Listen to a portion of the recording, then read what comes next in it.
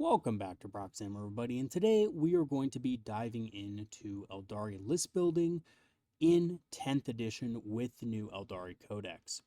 So I've gone over some lists in previous videos, but I wanted to give you guys a glimpse into how I build lists and how you can build a winning list with very few games put in. Now, I know that obviously games put in will help you refine the list, but creating a winning list is something that is a bit of a challenge because there's a couple of things you have to consider when doing it.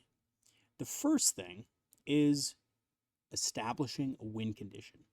So when you're looking at your detachments and you're, trying to figure out what units you're going to use and what detachment rules you're going to use and so forth, the first and most important thing is, what do you want your army to do, right? Do you want it to score primary? Do you want it to control the battlefield? Do you want it to destroy your opponent? Basically, right? A little bit of mix of everything. And in my experience, you do need to establish that right away. So before even looking at the units, before looking at anything, decide what you want to do with the list, right? It's kind of like building a magic deck, Magic the Gathering deck, or, a deck of Hearthstone, if you will. You have to make sure that the deck has some sort of win condition over your opponent. So a good example of this would be the Spirit Conclave, right? If you're going into Spirit Conclave, you need to create a win condition. Now, there's a couple different things you can do with that list. Some of them are more competitive, some of them are less competitive, but essentially what you want to do is establish heavy board control, right? So a lot of people looking at Spirit Conclave will say, well, this list is really tough, so we should focus on primary objective scoring, and that is your baseline, right? That's the baseline in which you're going to start selecting units for your army. Anything that can help you score primary objectives, control that kind of win parameter, that win condition, is going to be put in the army list in some way, shape, or form. Another example would be the Windrider host. The Windrider host operates very differently than some of the other Eldari detachments because it is very focused on destroying your opponent's army so that it can then score primary and secondary unfazed, right? Basically unopposed. Because Windriders are very fragile units, you're focusing on a lot of movement and reserves and damage. And that's the basis of the list. So you're going to want to choose units that focus on a lot of mobility, have a lot of damage, and are preferably mounted so that they can benefit from a lot of the stratagems in the list. Now that may seem obvious to some of you, right? But some lists are a little bit trickier, right? Things like Windrider host, it's pretty easy to suss out what they're going to be doing because GW kind of holds your hand and it's in the title, right? Windrider host. Oh, gee, I wonder what we're going to have in the detachment, right?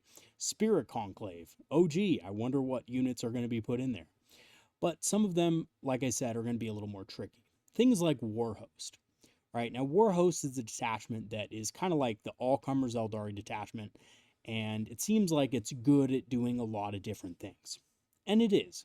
But at the end of the day, you can't just be okay at a lot of different things and have a list that performs well pretty much, more than 50% of the time, which I would consider a winning list. If you're winning more than 50% of your games, that's what I would consider a winning list, a winning build. So let's go and dive right into it. And I'm going to kind of show you guys how you can make the selections in your army. And then what we're going to do afterward is we're going to look on Tabletop Simulator and do something that is very important to establishing a winning list before you actually play a game. And that is setting up your army, drawing a couple secondaries, playing through the first turns, and seeing what your units can do in a theoretical sense, because you need to have an idea of how to score, how to position your units, things like that beforehand, before you jump into an actual game. All right, so let's go ahead and first establish the win condition, right? What is the win condition of Warhost? So if we look at these stratagems, they're kind of all over the place, but one thing sticks out above everything else, and that is mobility, mobility, mobility. The detachment bonus gives you more speed on your units. It also gives you some kind of escape type stratagems, right? Like lightning fast reactions gives you something to hit when your unit gets shot at or fights in close combat. You have a stratagem for fallback, shoot, and charge. You have a stratagem that allows you to come in from reserves. So what we're going to do is we're going to make this list based on a couple of different things. And one of them is going to be board control, but also lightning fast strikes. So we want to establish board control in the early game by using our aspects. And then we want to, after that board control has kind of been established and is being fought over, we want to destroy the targets we can with lightning fast precision. So the units that we choose in our army are going to be based off of that parameter. So the first thing I like to do is I don't even like to start out at characters. A lot of people will start by putting characters in their list. I like to actually start out with the units themselves. Because for the most part, characters are just support, right? So the first unit you're definitely going to want in kind of a lightning fast control type style is Storm Guardians. So we're going to put them in there first. Now that might seem like an odd unit to put in first, right? Because after all, Storm Guardians, you know, kind of one of those weird units that not a lot of people pick up, but it's actually one of the best units, in my opinion, in these types of lists. In addition, Storm Guardians are really good at screening your backfield and providing you some bodies for support, and they can make good use of the webway gate stratagem. So hear me out on this one, because a lot of you are thinking there's much better uses for webway gate than Storm Guardians, but consider this. Storm Guardians are there for the first couple of turns to screen your backfield as you establish board control over your opponent's army, as you block their movement, kind of prevent them from getting where they want to on the board, and preventing them from taking your backfield via deep strike. That is their role for the first couple turns. If your opponent doesn't have deep strike, you can obviously use the Storm Guardians more aggressively, get them up the battlefield, provide sticky objectives so that you can then, you know, send units deeper into enemy territory and into their deployment zone yourself. However, if you are going against a list with a lot of deep strike, and there's a lot of armies like this out there, right? You have Blood Angels who can deep strike a lot. You have Grey Knights who can deep strike a lot. You have Necrons who can deep strike a lot, and those are all competitive armies. You have Demons who are just absolutely overrunning the meta right now. Again, you think GW would learn their lesson. By the way, little side note, Demons have been on and off OP for a very long time in Warhammer 40k. Any of you old guys out there that know how OP Demons were back in the day, like, if you know, you know.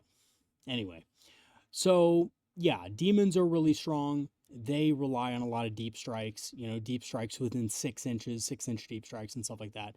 So using Storm Guardians to prevent that is a really good move. And then you could use webway gain on them, push them up the battlefield near an objective that, you know, maybe you want a sticky. And you can do this pretty safely for 1 CP. And here's the other thing about it. This detachment has Fire and Fade.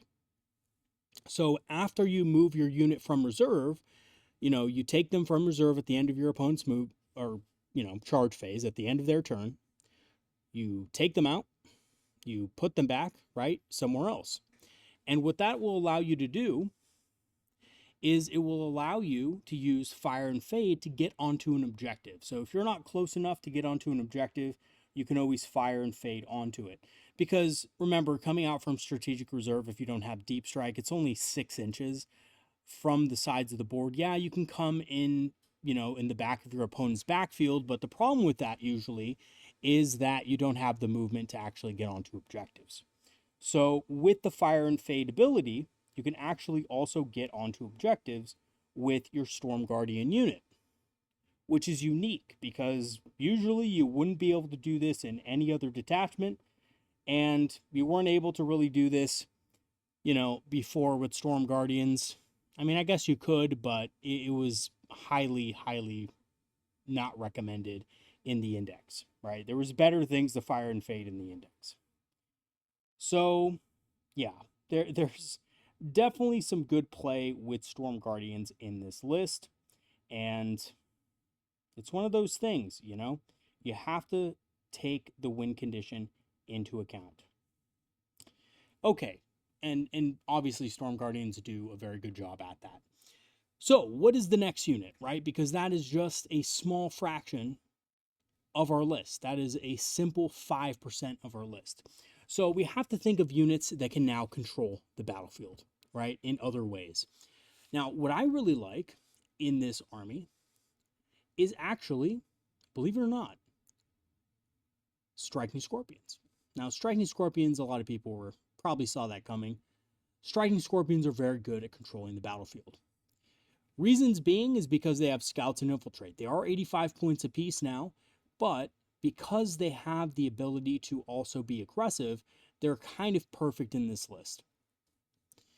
So we're going to add 2 units of those in this list just to try to keep our opponent a little bit on the defensive in the beginning of the game so that they can't just advance willy-nilly and get onto objectives and stuff. We can easily move block them and things like that. So that's what we want to use our 2 units of Striking Scorpions for in the beginning of the game. We're going to give them the Biting Blade and the Shuriken Pistol. I personally think those are the best options there. Some people will disagree with that, but I think easily the Biting Blade is the best loadout for, all comers, essentially. So yeah, we're gonna go with those 2 options. And after we're done with the Striking Scorpions, we're also going to add some Warp Spiders into the list. We're going to add a couple of units of those. We might change this, but Warp Spiders are extremely effective in this type of list as well. We are going to also add Lycus, or Lycus. I like to call her Lycus, but some people call her Lycus. I don't know why.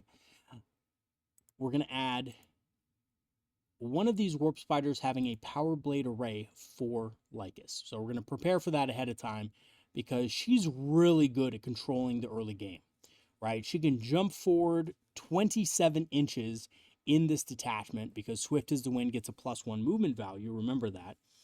And on top of that, all of her, little agile maneuvers are going to be a +1.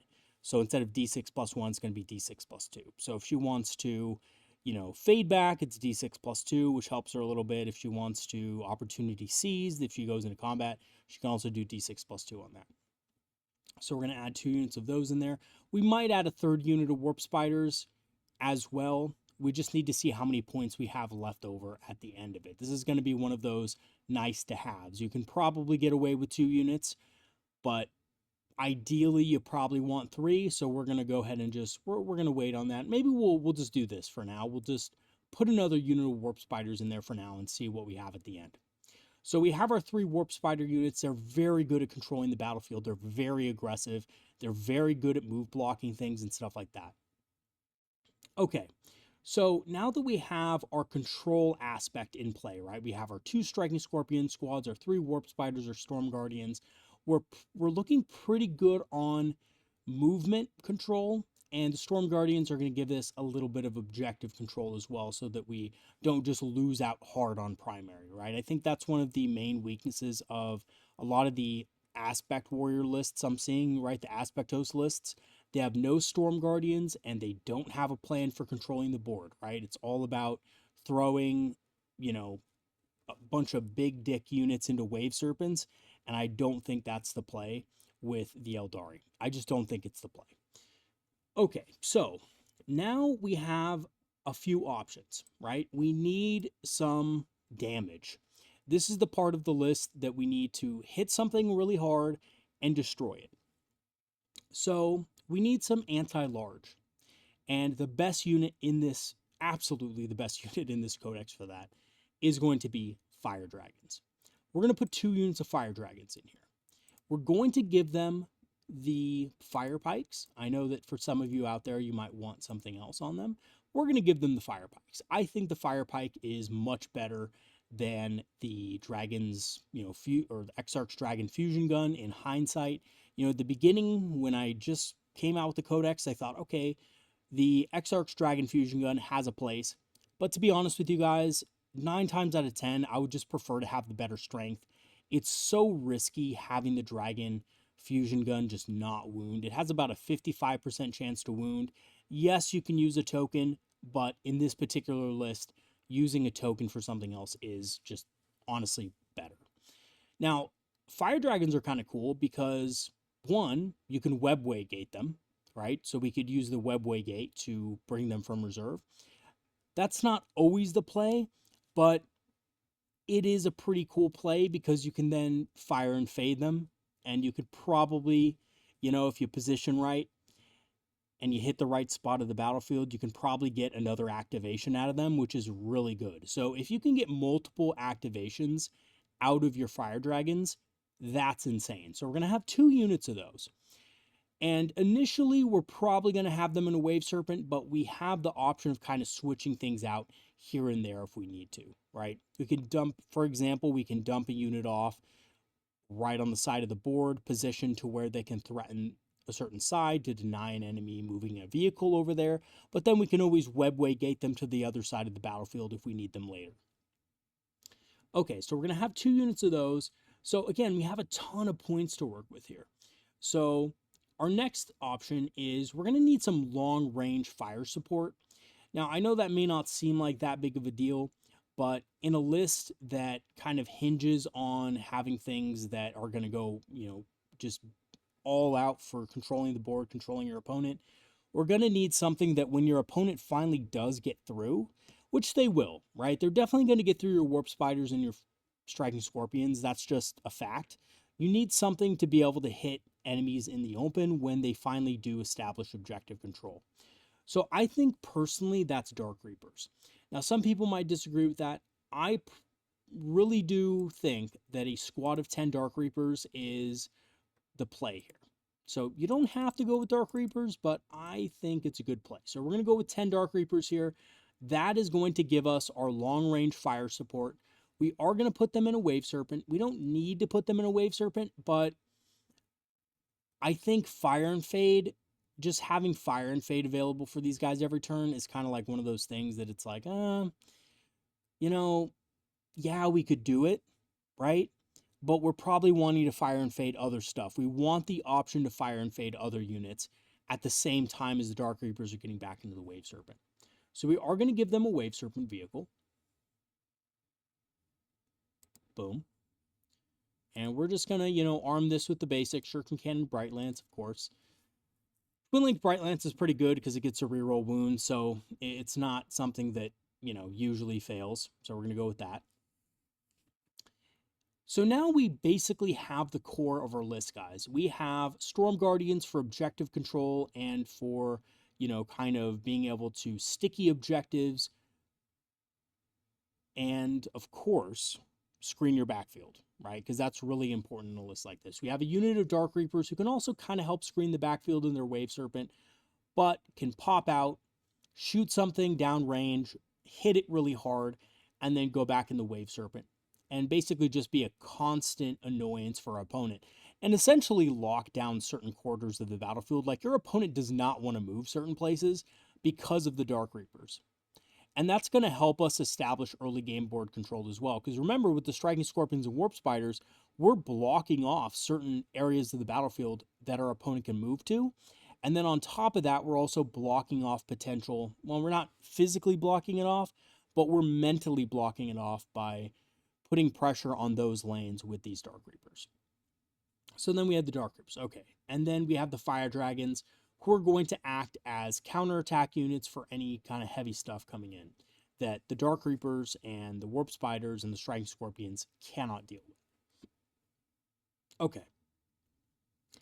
Now, we could put another unit of waves, we could put another Wave Serpent in this list, but I don't really think it's necessary, right? We have our Fire Dragons. They can kind of stage in our deployment zone. And this is going to be one of those things where we're going to have to really try to fit them on the board when we kind of get to the tabletop simulator part of this video and see if the Fire Dragons are just safe, chilling behind some ruins, just ready to come out and strike, right?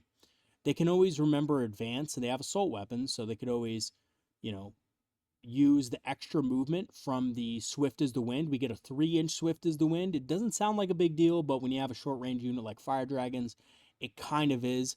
We can go up to 10 inches, then we could advance d6 more and shoot at an enemy unit. And then, of course, we could also fire and fade. That is also another option. Okay, so we have most of our core here. This is our core army. Now, what else do we need? We need units that are going to support this game plan. So I really like Lycus. She is a great support model. Again, she's going to help us control the board in the early game. She's going to be a really big melee threat that your opponent can't really just leave alive. So your opponent's going to have to go for it. And, with the bonuses that Warhost provides, she can be really annoying as well, right? She can be extremely annoying for our opponent because then she could just, opportunity seize behind a wall or fade back behind a wall, right? If your opponent doesn't one round the entire unit, which is kind of unlikely, being able to one-shot an entire unit in shooting is hard nowadays, especially with Lycus being a, 2+ armor save Phoenix Lord who's probably going to be in cover. So we're going to add her to the list. She's 120 points, but I think she's definitely worth it. Our next consideration is Eldrad. Now, a lot of people don't think Eldrad's worth it. I think he's definitely someone who you might want to take in the list, and we have a unit of Storm Guardians here.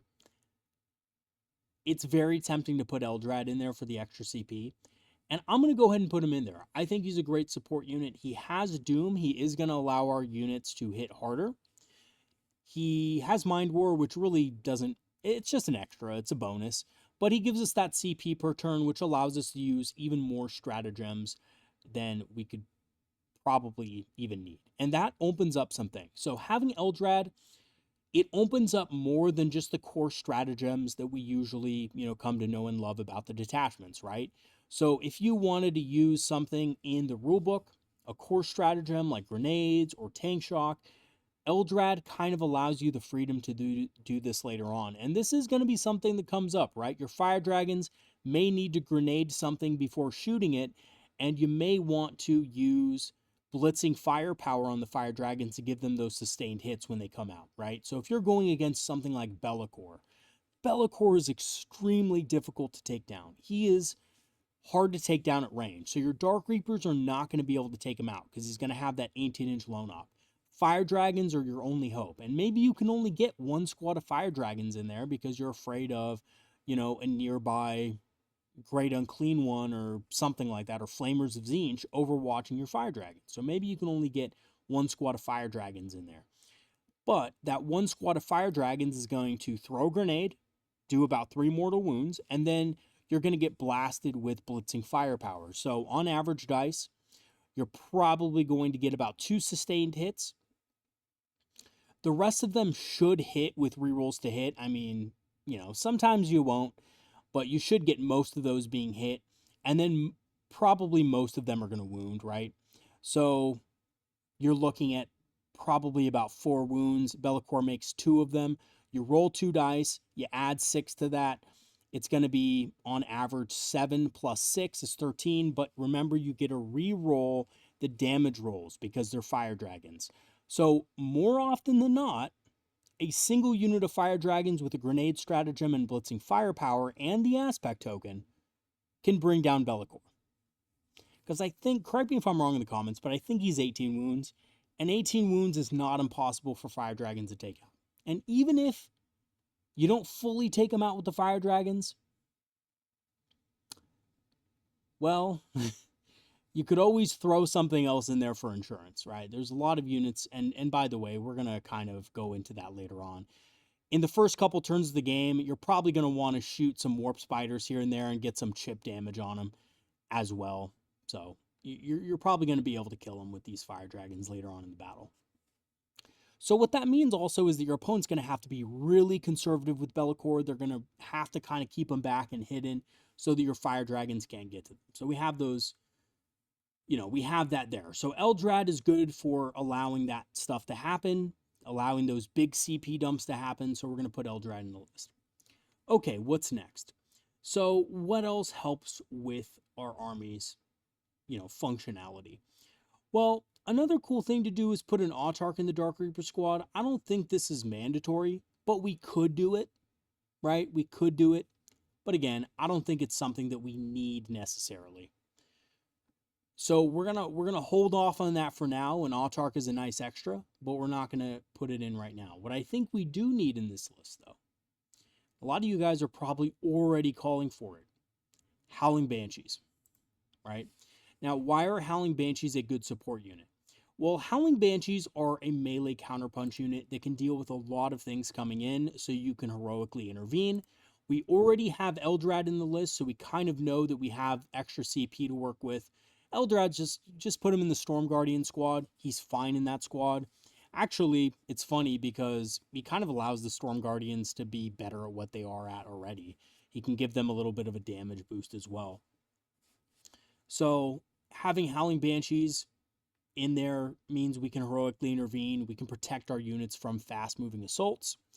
And the other thing I like about Howling Banshees is the fact that, you're not going to be able to screen everything, right? Those 6-inch deep strikes or those 9-inch deep strikes that have like +1 to charge or +2 to charge, you're not going to be able to stop everything, right? You're not going to be able to screen everything. So having a unit of Howling Banshees close by to heroically intervene against stuff, destroy those units that are, coming into you is a good play in my opinion, and it's a really good way to, again, provide that kind of control of your opponent so your opponent can't really do much about a lot of the things that you want to do. So we have the unit of Howling Banshees. Now we have 585 points left. We have a lot of points to work with. What about a unit that is going to, basically come down, do a lot of damage, do some mortal wounds, finish off targets, and eliminate them? We talked earlier about the Fire Dragons being able to, basically destroy most of Be'lakor or a big target. But what if we don't fully kill it, right? What if, for example, we have our Fire Dragons go into a Great Unclean One, and we get like 15 wounds on it, or we get maybe more than that, maybe like 18 wounds on it, and we just don't quite have enough to bring it fully down, right? Great Unclean Ones are extremely tough. I would actually even say maybe Fire Dragons can't even do it alone, right? Like against a Great Unclean One. And putting 2 Fire Dragons in, it's fine, but if our opponent's bringing multiple big demons, that's going to be really hard. So how do we eliminate one of those Great Unclean Ones from one side of the battlefield efficiently and swiftly? Well, actually, in this detachment, I think Swooping Hawks and Baharoth are a good answer to that problem. So we take Baharoth, and here's my reasoning behind this, right? Baharoth, he's a little bit expensive at 115 for what he does, but he does have that Cloud Strike ability. He can keep using Cloud Strike, and that allows him to auto crit on all of his weapons. He has lethal hits on his weapons. And remember, he also has an aspect token available to him because we're going to put him with a squad of Swooping Hawks. And those Swooping Hawks are just going to be your general purpose light infantry killers. They're going to be, going after units that are chaff, units that your opponent's using to screen and stuff like that.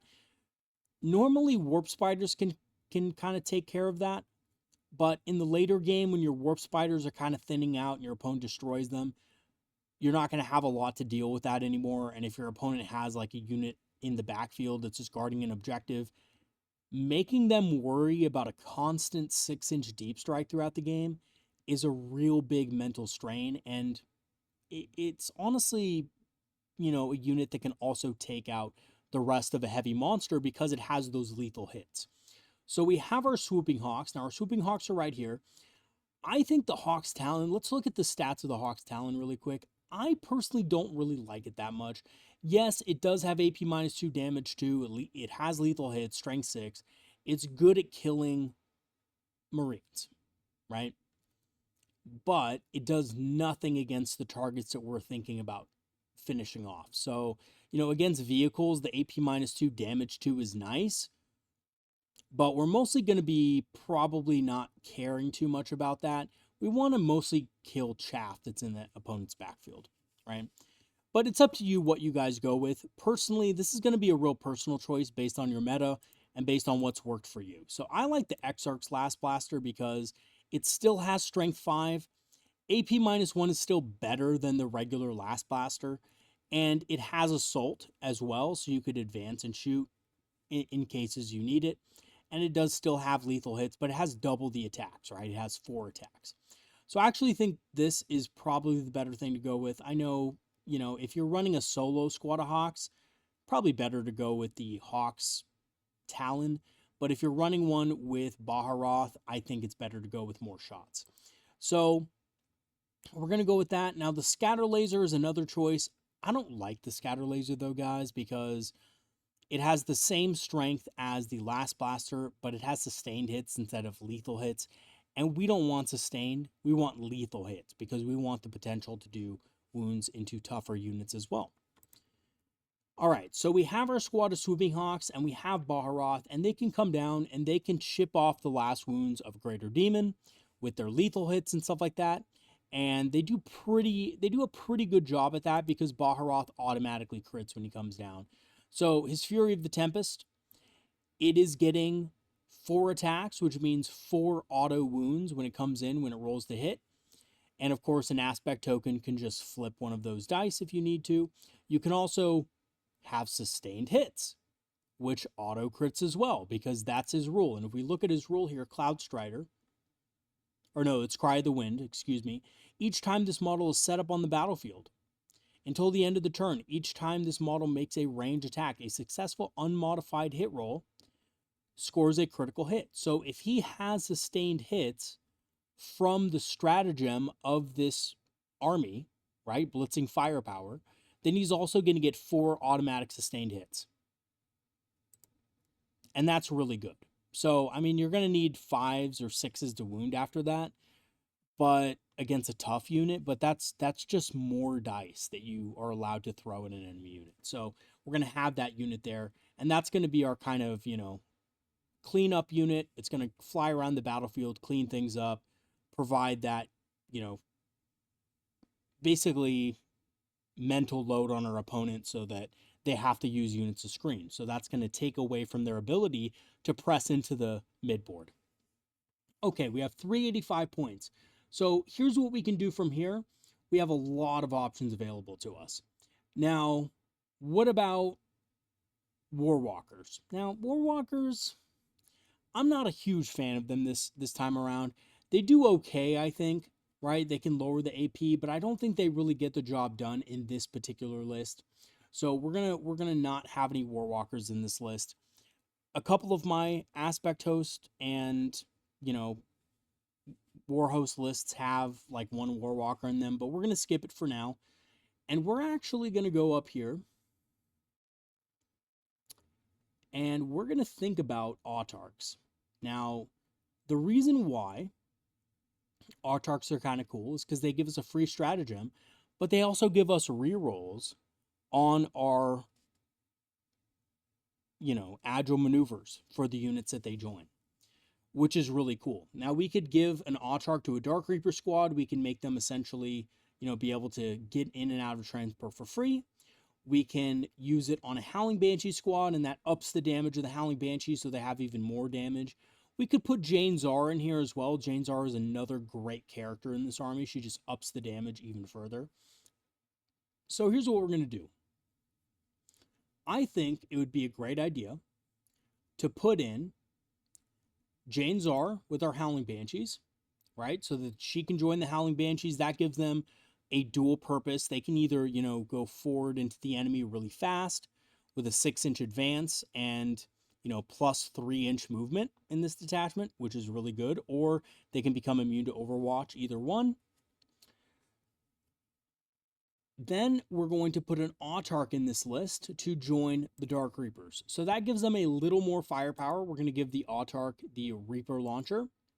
Unfortunately, the Reaper Launcher, for some reason, is strength 4 on the Autarch. I don't know why that is, but it is what it is. It's not a big deal. I would, because it's strength 4, I would probably always go with the single shot here, which is just the best with the Autarch, because the Autarch hits on a 3+. It does have heavy, so if it stands still, which it probably never will be, but whatever, it's just probably better to just shoot the heavy profile here because the light profile is nowhere near as good. Now, we do have 3 other things here that I just want to go with, or just want to look at really quick. We have Timeless Strategist. What does that do? Well, that allows us to receive 1 extra Battle Focus token. Now, that may not seem like that big of a deal, but I actually think it's pretty good in this list. It gives our units more movement, right? Because we're able to, move faster, having multiple Warp Spider squads that can go forward is pretty good. But in general, let's see. Let's count it up. So we have Wave Serpent wants to probably star engines first turn. We probably want to use a couple of Swift as the Winds. We want to use an Ignore Overwatch. And that's probably all we're going to be able to do during the first turn anyway. So you know what? We're not going to worry about Timeless Strategist. I think 5 is probably enough for the list. Gift of Foresight is allowing us to do a free command reroll. And that's actually not bad, right? Once per battle round, you can target the bearer's unit with a, command reroll stratagem for 0 CP. That's on top of the free CP that the Autarch already gets. So that's pretty good, right? I think that's actually one of the better, weirdly enough, I think it's one of the better upgrades. We can also give it the Phoenix Gem, but that's just really expensive for an Autarch nowadays. It's just not probably worth it. So, this might be debatable, but we might give it the gift of foresight. We might give this Autarch the gift of foresight if we have extra points at the end of the game. Okay, what else do we want to possibly put in this list? So things that this list needs, right? We're looking through it. We have a pretty good amount of Ignores cover. We have a pretty good amount of, kind of screening units and stuff like that. I think we're covered kind of in the fights first category with 1 unit of Howling Banshees. We could probably put another unit of Howling Banshees in here if we wanted to. But the cool thing about what we have so far is we basically have everything we need. Now we just have to think of, what actually fits into the list. What can we actually fit? Because maybe we don't have enough even deployment room to, safely deploy all of this stuff and, still be safe. I think we do, but let's look at some other options. So Wraith Lords, I probably don't really want to put Wraith Lords in this list. They don't benefit from battle focus. They are good, don't get me wrong, but they require Psychers to help them out. We don't have any Psychers in this list aside from Eldrad, so we're probably going to skip the Wraith Lords and Wraith units. Now, weirdly enough, the only Wraith unit I would consider is a unit of Wraith Guard with D-Sights. But we're going to wait on that a little bit. But it's another possible unit that we can use. As far as vehicles, again, kind of went over these. Falcon doesn't really do much for us because most of our units are just going to be on foot. We're going to save the points for that. Vipers are just whatever. Now, we could put Dire Avengers and Azurman in this list. I don't really think Azurman's that great nowadays, though. I think he's probably pretty good in Guardian Battle Host, but definitely not really in this detachment, in my honest opinion. Now, earlier in the video, I said we can add another Wave Serpent for the Fire Dragons. But again, I think that's going to be kind of hard to hide just with my own experiences of, 2 Wave Serpents on multiple terrain setups, and with the fact that we have, 10 Storm Guardians, we have a bunch of Aspect Warriors that we're going to want to put behind ruins and stuff. So maybe that's not the play there. So I don't think we have quite enough anti-hard target. So we do have 5 units or 2 units of 5 Fire Dragons. But what if we had another unit of Fire Dragons, guys? I know most people say it's not, it's too much, right?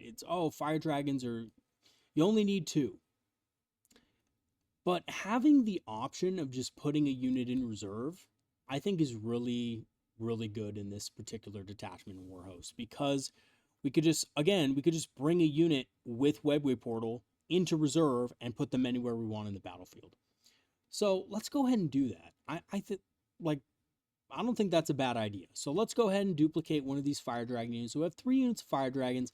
We have 95 points left, and that is plenty of points to put either another Autarch in the list, which I don't think is that great of an idea. We already have Janzar for the Howling Banshees. We already have an Autarch for the Dark Reapers. We already have Lycus for the Warp Spiders. Probably don't need another Autarch, right? So what's a good 95 point unit that we can put in this list that will help us out a little bit? So we're just going to look through this real quick. And I honestly think it's either between Shroud Runners, which are going to help us ignore cover, which will be good on several of these things, right? Like it'll be good on things like Swooping Hawks. It'll be good on Fire Dragons, not always, but, situationally good on them. It's not going to be good on Dark Reapers. I don't know. It's okay, right? Like Shroud Runners are okay in this list. They have a scout move, but they may not support this list in the right ways. So let's keep looking. We have more Dark Reapers.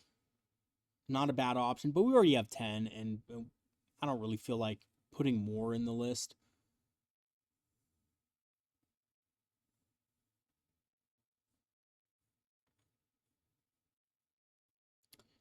Okay, so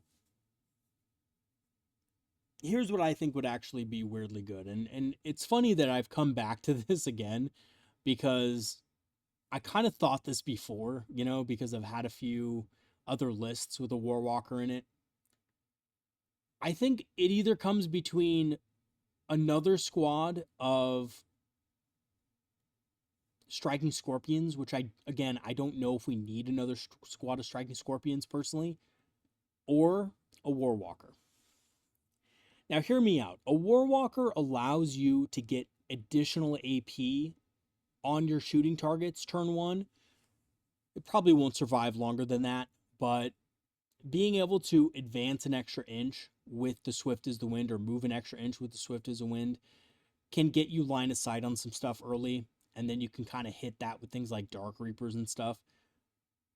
So believe it or not, I think that is the play. I think just a single Warwalker with Bright Lances can give us what we need here, right? So we have two Bright Lances here. We have a twin Bright Lance here. So we do have some stuff outside of Fire Dragons for taking out lighter vehicles in case we don't want to waste our Fire Dragons on it. We have our one unit of Howling Banshees, and I may be making a mistake here, and instead of putting another unit of Howling Banshees in there, putting the... you know what? Let's do the Howling Banshees. And this is going to come down to one of those things where we kind of test it on the battlefield in our first game and say, well, this list is good, but do I really need that second squad of Howling Banshees? Or would I rather do a Warwalker, right? That's really what it's going to come down to. So we're going to put the Howling Banshees in there. I think that's probably a good call because then that way we can cover more space on the battlefield with heroic intervention and things like that. And that's going to help us, I think, a lot more than, a Warwalker could. But we'll see. We'll see if that's even necessary. So we have our Autarch here. He's armed with what he needs to be armed with. The Starglaive and the Reaper Launcher. Doesn't have any enhancements because we didn't really have points for it. And I don't know. The command reroll it's spicy. It's like a free command reroll every round. Like that's pretty good for 15 points. That's pretty damn good. But are we going to really need it with Dark Reapers? Probably not. It's only on that unit, right?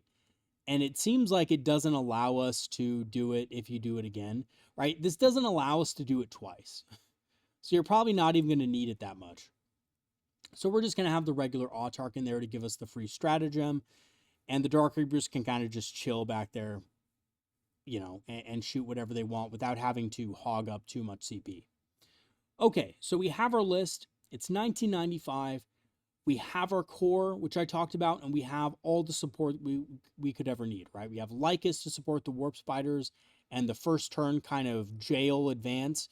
By the way, part of the strength of Eldar right now is just being able to move block your opponent to oblivion with things like Warp Spiders, Striking Scorpions, and stuff like that. So Lycus helps us with that. We have Baharoth, who can deep strike 6 inches, take out vulnerable targets in the backfield, sweep away chaff, finish off units that one unit of fire dragons maybe can't do. We have Eldrad for additional Doom support, increasing our damage against big targets that you don't want to cross the midboard and we just want to eliminate quickly. And we have Janezar, which does help us just absolutely use one of our Howling Banshee units as a missile that we can just kind of throw into enemy lines, eliminate important support characters and stuff like that in units, and just absolutely just throw our opponent's plans out the window. Storm Guardians, again, they're going to be, being able to help us control our objective game. So we got one unit of those. I almost considered taking two units of Storm Guardians, but I think one unit's fine. If we do need to make adjustments, we can do that later. Like, another thing you guys can do, instead of 3 units of Fire Dragons, you can not just have 2 units of Striking Scorpion, or Storm Guardians, right? So you can have 2 units of Storm Guardians instead of 3 dragons. But those are little tweaks that are going to become apparent after the first couple games. And they're not huge tweaks, right? So this is, in my opinion, this list looks really strong as it is. I think it's, a lot of people will say, why don't you just run this in Aspect Host, Proxy Hammer? Well, the reason I don't want to run it in Aspect Host is because I think Warhost is probably better for this type of list, right? Like Aspect Host, Baharoth doesn't have a place in Aspect Host. He's just not good. He doesn't have access to Fire and Fade, so you can't get to safety. Eldrad could probably fit, but you're probably going to want more Aspect Warrior units in Aspect Host. Janezar's good. Lyke is good, of course. Storm Guardians are always good in Aspect Host. We have our classic Aspect Warriors, which are all good, but they're not getting additional speed. They're not getting that additional Fire and Fade. Being able to Fire and Fade with Fire Dragons, in my honest opinion, is much better than having them in Aspect Host where they could ignore modifiers. Getting multiple activations with Fire Dragons is really strong. And most of the time, you don't need Warrior's Focus on Fire Dragons if you have something like Baharoth to back it up and, seal the deal. Especially if you throw a grenade. We have Howling Banshees, really good units. Again, yeah, are they stronger and harder hitting in Aspect Host? Yeah, they are. But at the same time, they don't have nearly as much stratagem support. They don't have nearly as much mobility in Aspect Host. We have our Striking Scorpion Jail here with 2 units. We have our Swooping Hawks, Warp Spiders, and all that stuff. So this is the list. This is the list. And I think what we're going to do next is we're going to see if this list actually works in deployment. So one of the important factors in determining whether a list is good on paper versus good in the battlefield is setting it up. So if you guys at home don't have Tabletop Simulator, set this up at your table, at home, on your coffee table or whatever. Get a good idea of where it's going to be on the battlefield so that you know what to do turns 1, 2, and 3. And so you're not taking, 20 minutes to just figure out your movement, right? Because basically, and I can tell you this from experience, if you show up to the game shop with a random list that you've never used before and you expect to win with it, if you haven't set it up yet, you're going to make deployment errors, you're going to make deployment mistakes, and that is always a bad feeling, right? And it can really dissuade you from using the list in the future, which we don't want to do, right? So we do want to build a list that can win games from the offset. So I will meet you guys on Tabletop Simulator. We'll set up this list. We'll figure out our deployment, and we'll kind of go through a few different deployments here and see if we can deploy everything safely and what we need to put in reserve, because we will probably have to put something in reserve along the way. And my experience is telling me 1 unit of Fire Dragons will probably have to go in reserve, but that's okay. It's okay to have a Fire Dragon unit in reserve, right? It's not really that big of an issue. All right, guys, we will be right back on Tabletop Simulator in just a second. Alrighty, so welcome to our Tabletop Simulator example of the Warhost list that we just created. So we have the army list here just to kind of, show you guys. It is a very large army for Eldar standards. We have a lot of Aspect Warriors, and what's actually allowed us to do this is the fact that we're not taking tons of transports. We're not taking tons of huge units. The only huge unit we're taking, of course, is the Dark Reapers. They are there for our long range, fire support. Other than that, we really don't have that many. I honestly think the more, we kind of get into the Eldar Codex, the a little bit sillier it is to take multiple Wave Serpents. I know some people have multiple Wave Serpents in their list. I know that I've run Mekdar quite a few times, and I think you could definitely design a Mekdar list that's, kind of geared towards denying primary and stuff like that. You definitely can do that, but it's got to be a whole nother setup, right? It's got to have different things, Wave Serpents with, max units of Aspect Warriors. Typically, you only want one of those in your list as a strong counterpunch. So here's the army in the flesh. That's what it looks like. And let's look at how we deployed it on the battlefield. So first, though, I want to just go over the mission and so forth. This is Mission C on GW. Pariah Nexus, we have Tipping Point, Fog of War, and Linchpin. Fog of War just means cover for everybody. Linchpin, you can earn up to 15 points of victory points per turn after, of course, round 2. You score 3 for controlling the home objective, and you control 5. If we read here, you get 5 if you actually control the home objective, and for each other objective you get in no man's land. Okay, I said that a little bit weird. Okay, so basically you get 3 for your home objective, and if you do control your home objective, you get 5 points for each other objective marker you control. Max is 15 per turn. So pretty simple primary mission there. Fog of War is easy. It's just everybody gets cover, and you cannot use core stratagems for the first round, excluding the New Order stratagem. So, of course, you can get new secondaries. And it's Tipping Point.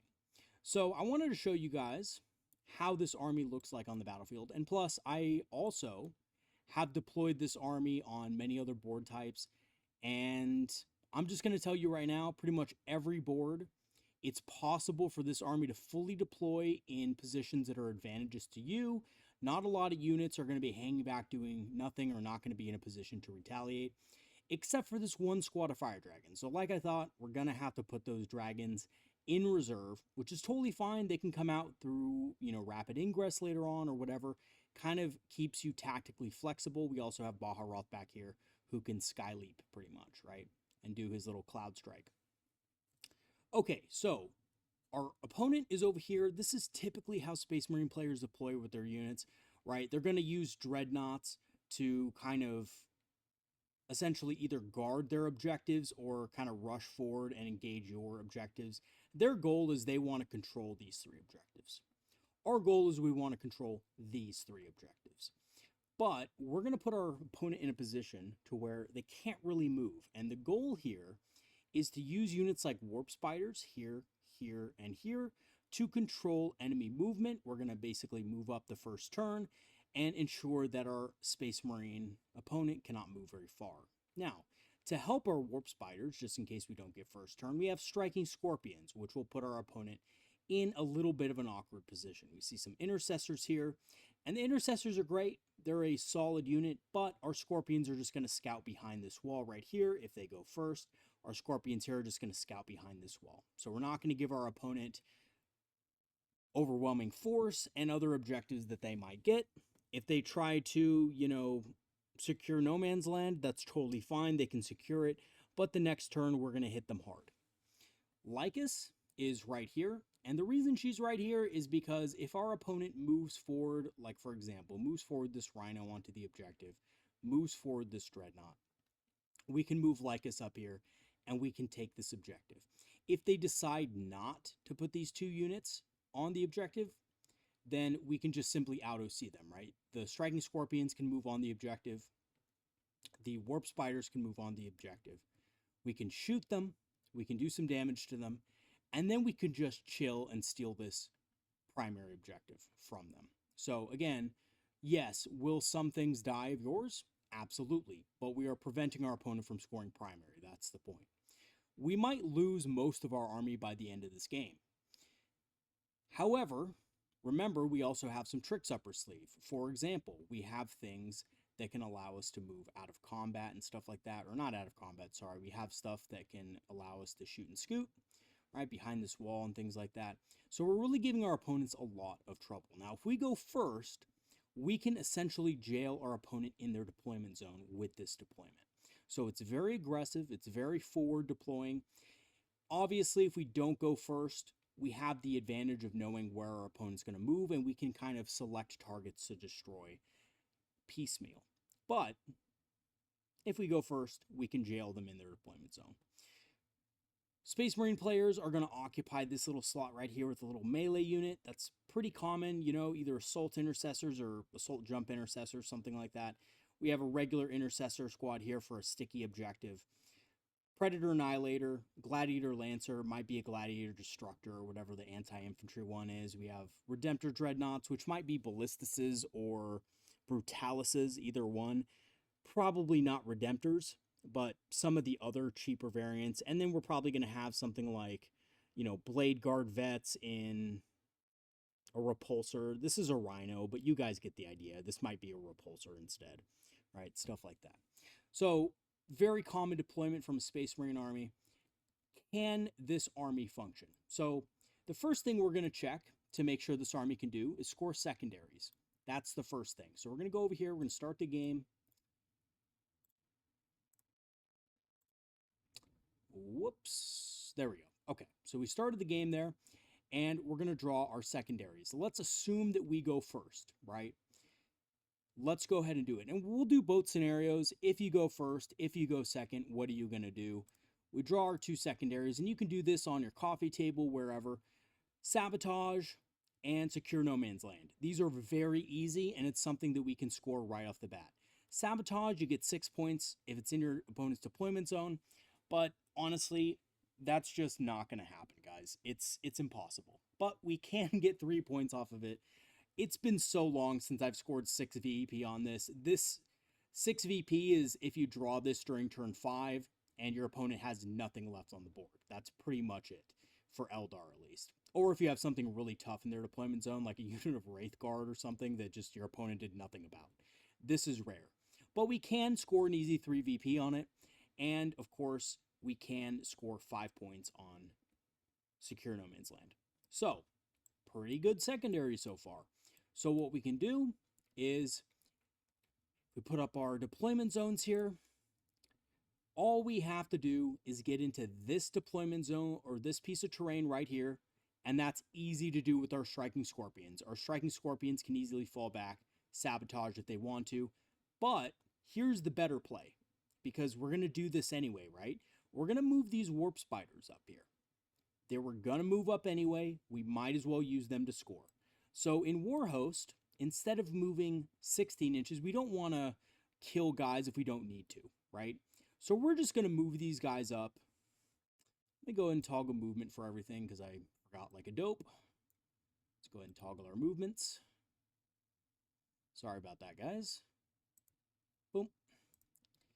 Our Warp Spiders can move up with an aspect token 17 inches. Now, we don't need that. We could just move up 14, or sorry, not 17. I don't know what I'm talking about. We can move up 15 inches. This is perfect. This gets us right here. And actually, 15 inches, by the way, will get us just off of the objective. So we can actually move these guys kind of around like this, right? Off the objective. Now, why is this important? Well, because it doesn't give our opponent an easy, overwhelming force if they decide to charge into these Warp Spiders, for whatever reason. We're not going to allow that to happen, though, because we have a little trap for our opponent. Notice that Jane Czar and Banshees are right here. Now, if you get something like Sabotage, you have to protect this unit. So our Howling Banshees are actually in a position to move right here. Remember, they advance plus, 2 extra or 3 extra inches from Swift as the Wind. They can easily get behind this terrain right here. 16 inches, which is actually 1 inch less than we can do. We can go up to 17 with Jane Czar's automatic 6-inch advance, and we can be here to heroically intervene. So now our opponent's intercessor unit is not going to be able to just charge the Warp Spiders and kill them, which, by the way, they can do, right? Especially if this is, going to advance and charge. If they're going to do the advance and charge strat, they're going to move up 6, probably advance like 3 inches, so they're going like 9 inches here. And then they're charging in, right? 6-inch charge. That's pretty easy for a Marine player to make. And then your Warp Spiders are dead. You don't get the objective and so forth. Striking Scorpions could put an end to this first turn, right? Because we put them here, we can scout up, and then we can move up and charge the Intercessors. But what is going to guarantee it happen is this Brutalis is going to heroically intervene and kill the Striking Scorpions. So the better play with the Striking Scorpions isn't actually to charge them in here, it's to move block them. So basically go along this ruin, put a Striking Scorpion like right here, right here, right here, right here, and right here. So I'll show you what you can do. Scout up, right? Make sure you're, 9 inches away from enemy units. We're not quite 9, but, right, just scout up a little bit. That's approximately what it is. Then you're going to move up. You're 7 inches. You could advance as well. I would recommend advancing here so that you can put a Scorpion like right here, put a Scorpion right here. And again, you could use Swift as the Wind here on Warhost, and you can actually get pretty far with these guys. It's plus 3 inches, so you keep these guys off the objective.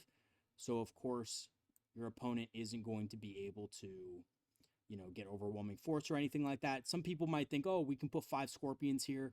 You can't steal objectives away from Intercessors. They're OC2. So they're going to get the objective sticky. There's just nothing you can do about it early game. So we get our Scorpions right here. And if you notice, our opponent can't really move, right? Our opponent cannot move into this space now. They are blocked in their deployment zone. We can also do the same thing over here if we go first. We can move right up here, right? Scout move and all that. We can put a single Scorpion right here. Again, and in some places, they might have Flamers or something. We could just say immune to Overwatch. And we can put this guy right here, put this guy right here, and right here. And we basically prevent our opponent from being able to move these Assault Intercessors out onto the objective. They're just not going to be able to move, right? So we just make sure these are really tied up against this so that they're not going to be able to move out. Maybe we just, put a little bit of distance so they can't consolidate, right? We just make sure, and this is something you can agree with your opponent, if you charge here, boom, and make it into contact here, you will not be able to consolidate onto the objective, which is right here. So obviously that would be it. So we'd have to move our Striking Scorpion a little closer. Right, but you guys get the idea with this, right? We're blocking our opponent in. Our opponent can't move the Rhino here. They can't move the Redemptor Dread here. The only thing they can maybe do is try to desperately advance this Dreadnought, right? They could, I don't know, Dreadnoughts move what, 8 inches, I think? They could move here and then advance and then get onto the objective. But even at that point, we're blocking a lot of their assets from being able to be fielded. This unit can go over here, but we're really limiting our opponent's options. Point blank, they're just not going to be able to get things on the objectives they want to get to. We're going to prevent that. And if we were, kind of spreading out our Scorpions a little bit farther, we could probably reach to the end of this, right? So, like, if we even wanted to be super, super dickish here, we could just do something like this, right? We could move here, because the Dreadnought ain't moving through this because it's engagement range. We could move here, boom. All right, something like this. And again, this is something you agree with your opponent. Hey, I'm going to make it hard for you to move past me. And then guess what? The Redemptor Dreadnought's stuck. It can't move past these guys here. It can't move over them. It's jerked, right? It's boned. It can't do it.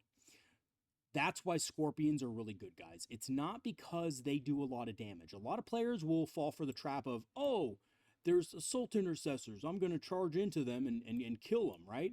And then I'm going to consolidate into these guys. You can do that, but remember, as soon as you charge, if this is a Brutalis, your squad of Striking Scorpions is dead. And really, all you killed was a couple of Intercessors. You probably killed like 3 or 4 Intercessors, and that's it, and you're losing your Scorpions that turn, because an Assault Intercessor Sergeant with a Power Sword, Power Fist, whatever, and a Redemptor Dread heroically intervening, it's not going to be pretty, right? And a good opponent will always make sure that they block that opportunity from you, right?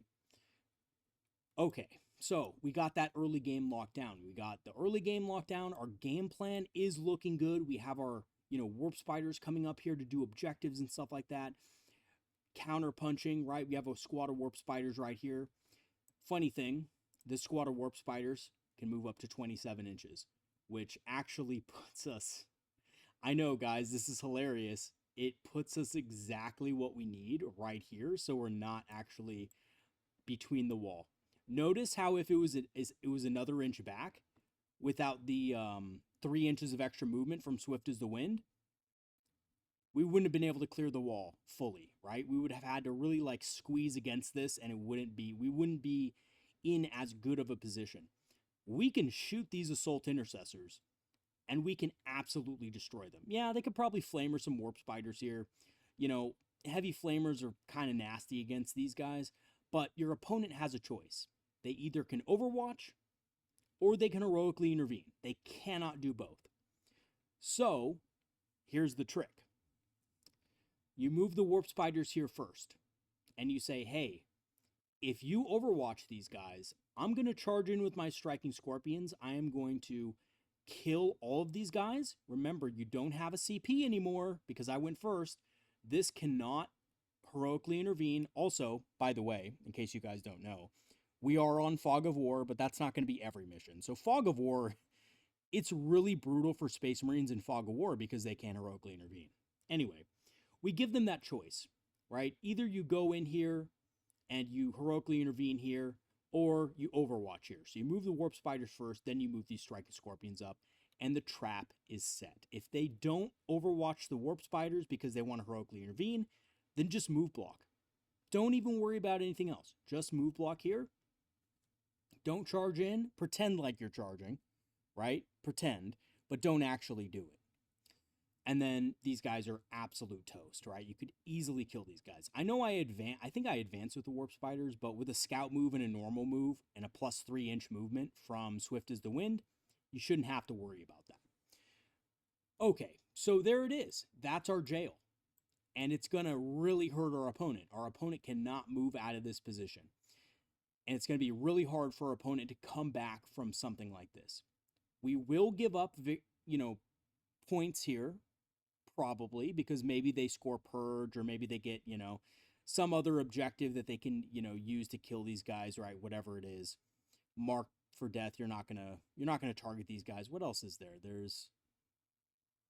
I guess it's just purge, right? The one that just has you killing units, or call the enemy. I don't know what it's called, I forget. But it's the one where you kill units, right?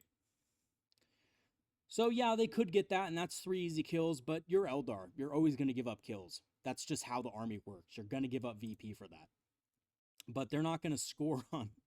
They're not going to really get to score these objectives on turn 2, right? Their turn 1, they're going to be stuck in their deployment zone. On their turn 2, they're not getting objectives, right? Meanwhile, we have this objective over here. We could possibly get this objective if we put something on it. Kind of doubtful. We could put Baharoth on. It's not really that big of a deal, though. We don't have to do that. Something we can do that I like is if this jail succeeds, we can move our not striking scorpions. We can move our Storm Guardians up here. Now, Storm Guardians, they move 7. We can give them that 3 inches of extra movement. Gives them 10. And then, if we're lucky, we can advance up. And if we just, get a little bit, we get like a 5. I know it's a little bit of a stretcher, guys.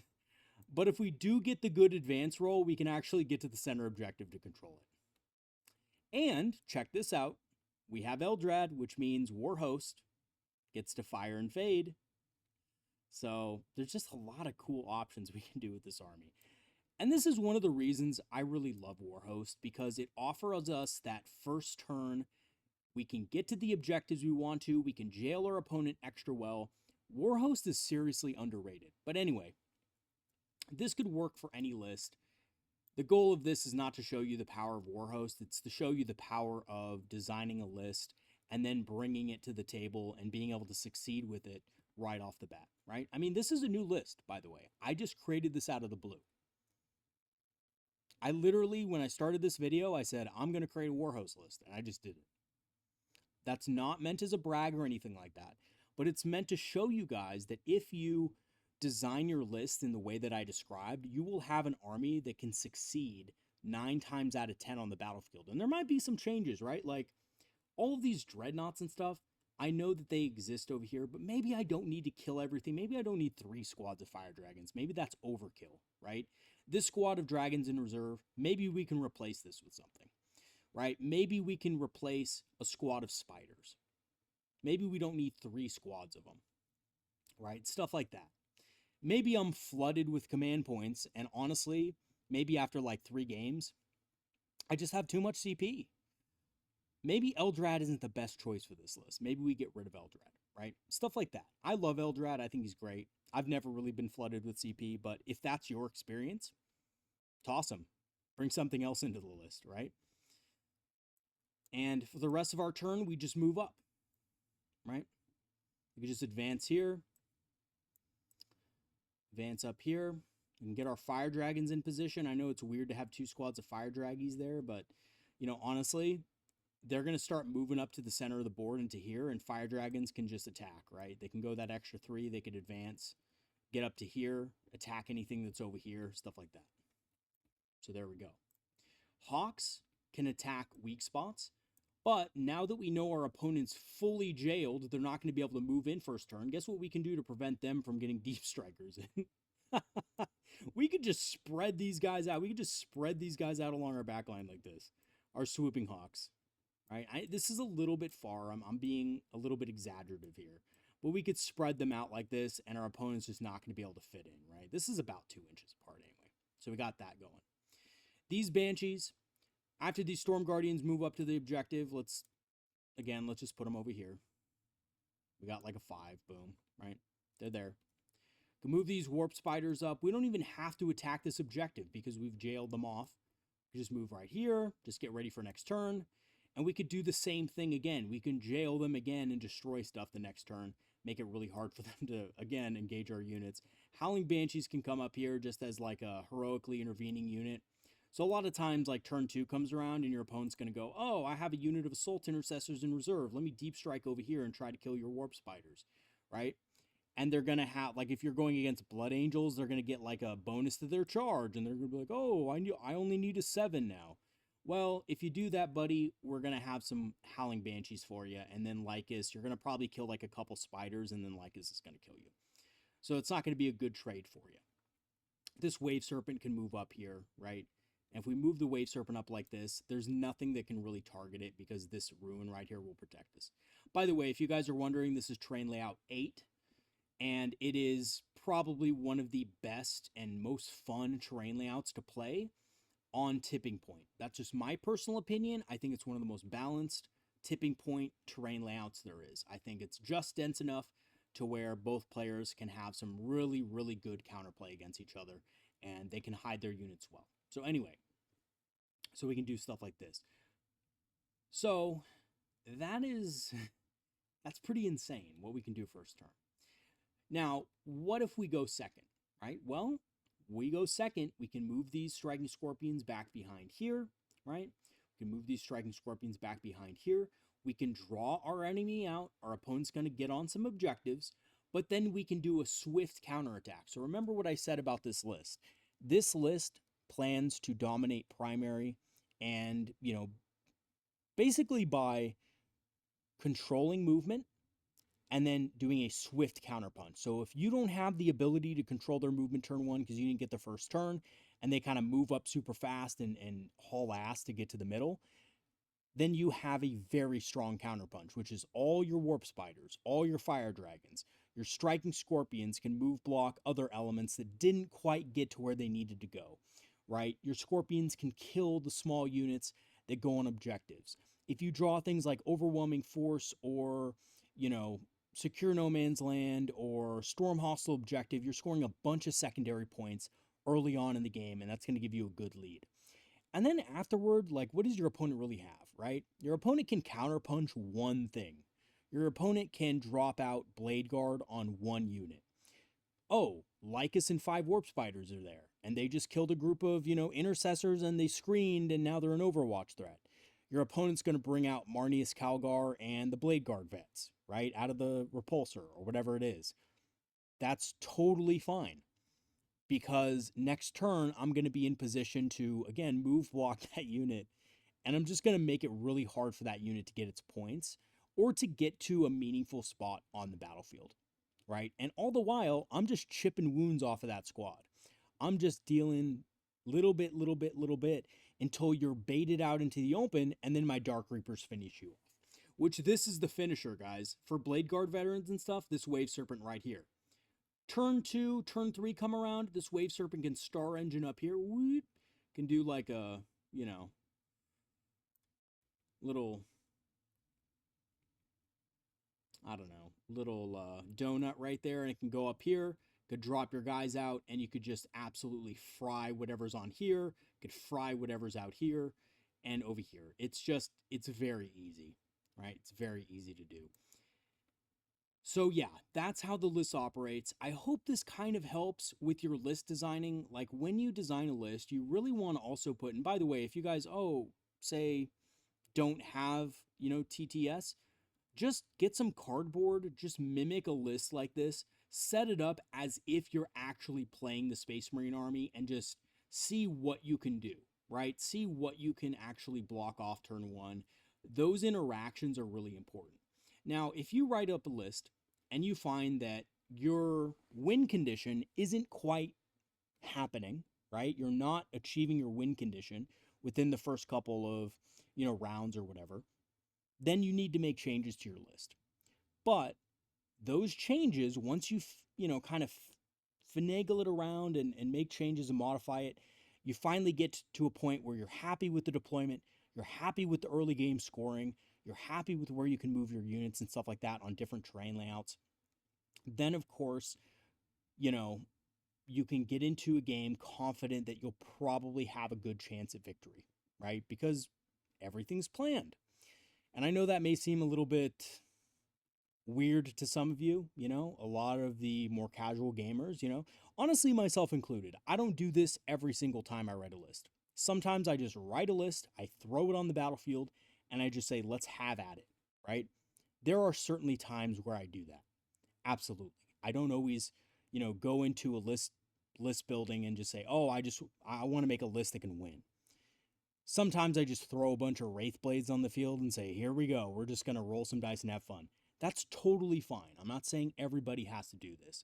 But if you want to design a list that is competitive and can win, and I certainly do this myself when I'm thinking in a very competitive mindset, this is the kind of things you have to do to make sure your list is good. So I've seen a lot of like list building videos out there, like how to build an 1,000-point list, how to build a 2,000-point list, build the perfect list. And they all, and myself included, by the way, I have had videos on this topic as well. But I think the main thing is you need to establish a win condition. What is your army going to do? And then you need to build a list around that win condition. And you need to go a step further, guys. You can't just stop there and assume it's okay. Oh, it'll all be okay when I get to the shop. No, you got to set up the army. You got to set up the terrain. You got to set up an enemy army. It doesn't need to be perfect, right? Like my opponent's army right here. It's definitely not exactly what my opponent has, but it's around what they'll have. And once you got that set up there, you can kind of move the units, all right? Like, I'm going to move this unit here, this unit here, this unit here if I get turn 1, and I still have units to score certain objectives if I draw them. And then if I go second, I'm going to move this here, here, and here, and then I'm going to do, score this and this, and then when my opponent comes in and hauls ass towards the center, I have this, this, and this to counter it, right? And you want to be able to deploy your units in such a way that you have the movement to do it. Okay, that's going to be it for the tabletop simulator example. I hope this helps you guys figure out what it takes to actually create a winning list. And a lot of you experienced veterans do this exact same thing when preparing for tournaments. And if you want to, kind of skip past the horrible process of perfecting a tournament style list with like 15 practice games, you can certainly do this. You can do this on Tabletop Simulator. You can do this on your board at home. You can do this on your coffee table. Just get an idea of where the units move, and the more comfortable you are with where things move and how things move, the better your list will be, and the more prepared you'll be for any matchup, right? Not just the Space Marine matchup that's like very easy to just look at and just move block, right? You'll be ready for any matchup. And by the way, you could do the same exact thing against an Eldar opponent. What if I go against Yunari? What if I go against Eldar, right? And they have all these things that can fly over me. Well, you're going to have to move your guys a little different, but you're going to find a way, just finagle it, go back and forth and just kind of think about it because you have unlimited time when you're preparing, right? It's not like in a tournament where you're timed. If you do this beforehand, you can be like, oh, if I move this here instead of here, I can actually block you from being able to move that venom as far as it can go. And then that way you're not going to be able to get to where you want to be, right? So those are the kind of questions you need to be asking yourself as well.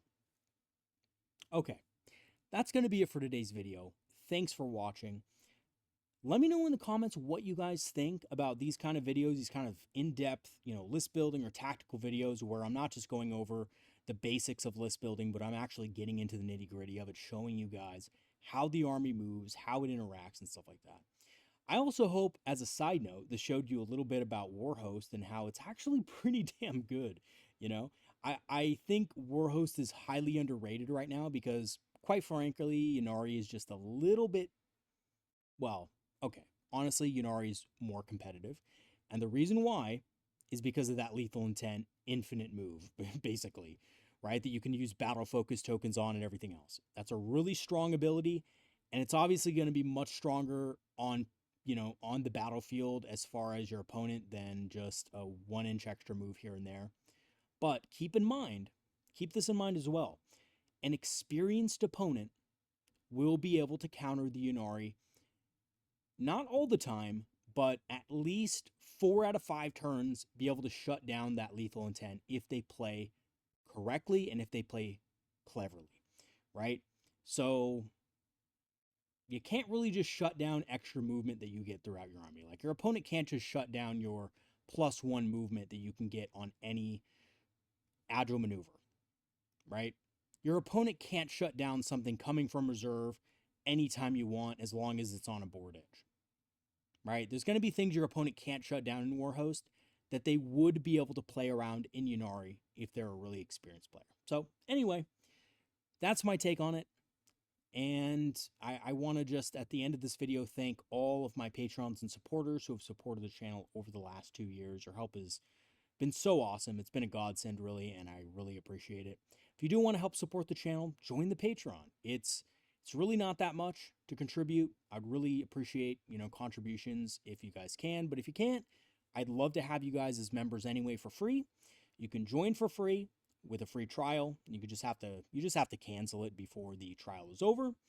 And you will be able to join our channel Discord, which is a great place for new Eldar players and veterans alike to get experience talking to other Eldari players. So different perspectives is always awesome.